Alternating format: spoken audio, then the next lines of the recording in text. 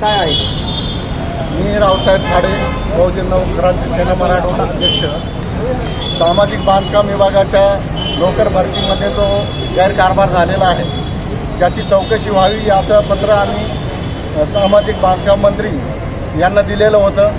त्यानुसार चौकशी तर झाली, पण त्यामध्ये लिपिक यांना निलंबित करण्यात आलं.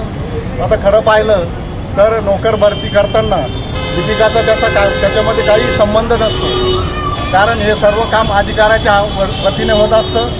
त्यामुळे लिपिकाला निलंबित करण्यापेक्षा या सर्व वरिष्ठ अधिकाऱ्यांची चौकशी झाली पाहिजे. आणि एस भगत इथे 2016 पासून आहेत, तर त्यांची बदली का होत नाही? कारण प्रमोशन जरी होत असले तरी या विभागातून दुसऱ्या विभागात त्यांची बदली झाली पाहिजे. इथे त्यांना कंप्लीट 9 वर्ष होत आलेले आहेत.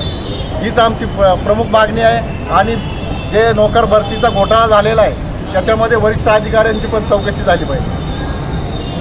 तुम्ही एरेकरचा पण विषय काढला, काय त्यांच्या मागणी, काय विषय एरेकरचा असा वैयक्तिक आमचा कुठलाही हेतू नाही, परंतु नोकर भरतीमध्ये जेव्हा ते पश्चिम विभागाला होते त्यांच्या वतीनं चौकशी चालू होती. चौकशीमध्ये काय निष्पन्न झालं त्यांनी हे खुलेपणानं सांगावं.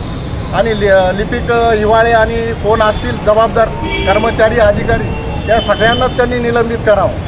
जे वरिष्ठ अधिकारी आहेत त्यांनी सर्वांना निलंबित करावं, कारण चौकशीमध्ये कुठल्याही एका कामगाराचा कर्मचाऱ्याचा हात नसतो. यांची एक साखळी असते, म्हणून त्या साखळीची पूर्ण चौकशी झाली पाहिजे. आपलं नाव? रावसाहेब खाडे, बहुजन नवक्रांती सेना मराठवाडा अध्यक्ष.